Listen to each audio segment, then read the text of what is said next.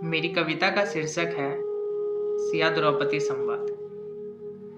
यह कविता कल्पना से रचित जो कि सीता माता और द्रौपदी जी के संवाद को दर्शाता है कि यदि वो एक ही युग में होते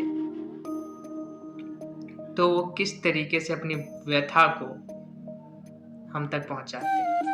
तो कविता शुरू करते हैं। कविता कुछ इस प्रकार से है कि बात वर्षों पुरानी हो या नहीं, एक नारी के चित्रण का ये न केवल एक अवलोकन है।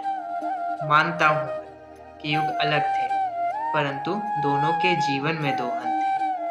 एक भूमि से उत्पन्न हुई तो एक याज्ञसेनी थी। एक भूमि से उत्पन्न हुई तो एक याज्ञसेनी थी। एक त्रेता की सी है तो एक द्वापर की द्रौपदी।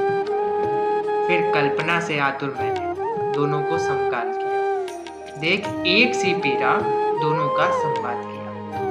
अपनी कल्पना को रखते हुए मैंने दोनों को समकाल किया, यानी एक ही काल में पिरोया और फिर उनका संवाद सुना। तो कहा जनक तनया ने सीता माता कहती है, कहा जनक तनया ने युग बीतते देखा मैंने पर अपना हाल नहीं। उस रोज रावण था और आज दुर्योधन को भी मार दी। इतने में क्या उठी पांचाली, जैसे धतकी हो उसके मन में एक चिंगारी। ना उस पल मैं निर्बल थी, ना ही तुम्हारा कोई दोष प्रिय। लक्ष्मण रेखा तुमने लांगी और मुझे किया था निर्वस्त्र सिए। वो भूल गए थे शायद, अगर नारी सती है तो काली भी, अगर नारी जननी है तो संहारक भी। हर युग में उन्होंने हमारा अपमान किया। हम सहते रहे, सोचा कल सब ठीक होगा, पर कठपुतली समझ उन्होंने हमारे साथ बहुत दुर्व्यवहार किया। कहती है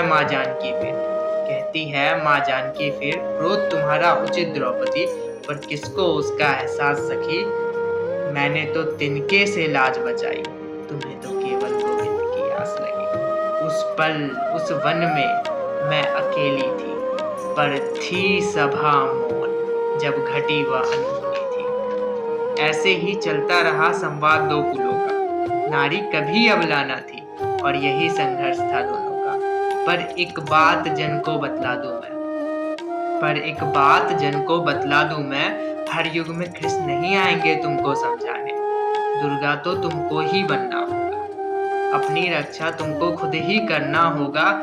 हर मनुष्य के भीतर एक राम अवश्य बसता होगा, पर वहीं घर कर कहीं एक रावण भी तो रहता होगा।